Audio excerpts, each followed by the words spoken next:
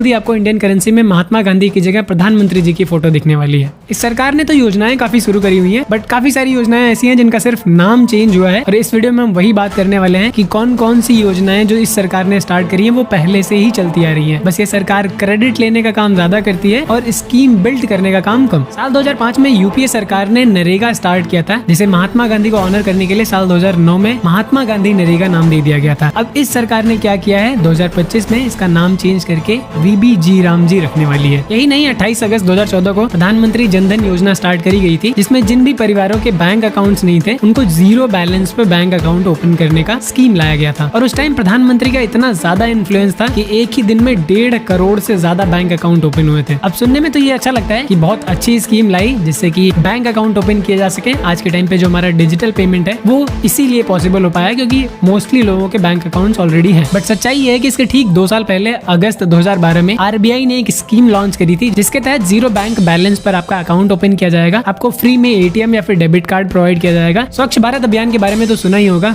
2 अक्टूबर साल 2014 को ये लॉन्च किया गया था, जिसका उद्देश्य खुले में शौच को पूरी तरीके से समाप्त करने का था। ये भी कोई नई चीज नहीं थी। साल 2012 में निर्मल भारत अभियान शुरू किया गया था। ये इसी का एक्सटेंडेड वर्जन है, जिसका क्रेडिट भाजपा सरकार ने ले लिया। 22 जनवरी 2015 को प्रधानमंत्री नरेंद्र मोदी जी ने बेटी बचाओ बेटी पढ़ाओ अभियान शुरू किया था, जिसका उद्देश्य बेटियों की शिक्षा, सामाजिक और वित्तीय रूप से उन्हें स्वतंत्र बनाना और सामाजिक शोषण से भी बचाना था। अब ये कोई मास्टर स्ट्रोक नहीं था, बल्कि साल 2008 में ministry of women and child development ने national girl child day program start किया था। ये बस वही है और कुछ नहीं है। मेक इन इंडिया जिसे साल 2014 में स्टार्ट किया गया था, इसका पर्पस ये था कि जो मैन्युफैक्चरिंग सेक्टर है उनको बढ़ावा देना है। ये भी कोई नई चीज नहीं थी क्योंकि साल 2011 में नेशनल मैन्युफैक्चरिंग पॉलिसी बनाई गई थी, जिसका भी सेम मोटिव था। फरवरी 2016 में प्रधानमंत्री फसल बीमा योजना सरकार के द्वारा लॉन्च किया जाता है, जिसका मेन मोटिव ये था कि जो फार्मर्स की इनकम है उसको स्टेबलाइज किया जा सके। क्योंकि होता यह था कि जब फसलें बर्बाद हो जाती तो किसानों को लोन उठाने पड़ते थे, फिर उनको चुकता नहीं कर पाते थे। ये सारी प्रॉब्लम्स को कम करने के लिए ये बीमा योजना स्टार्ट करी गई थी। इस स्कीम को सुनने के बाद मुझे लगा चलो सरकार ने किसानों के लिए कुछ तो किया, बट इसके ठीक 5 साल पीछे जाने पे पता चलता है कि एक संशोधित कृषि बीमा योजना 2010-11 में ऑलरेडी चल रही थी। बस करंट सरकार ने इसका नाम चेंज किया है और कुछ भी चेंज नहीं हुआ है। अभी भारत में जो 80 करोड़ लोगों को फ्री का राशन मिल रहा है, ये भी इस गवर्नमेंट की देन नहीं है, ये भी पिछली सरकारों की ही देन है। ऐसी कई योजनाएं हैं जो पिछली सरकार द्वारा शुरू की गई है। इस सरकार में बस नाम चेंज हुआ है ताकि क्रेडिट लिया जा सके।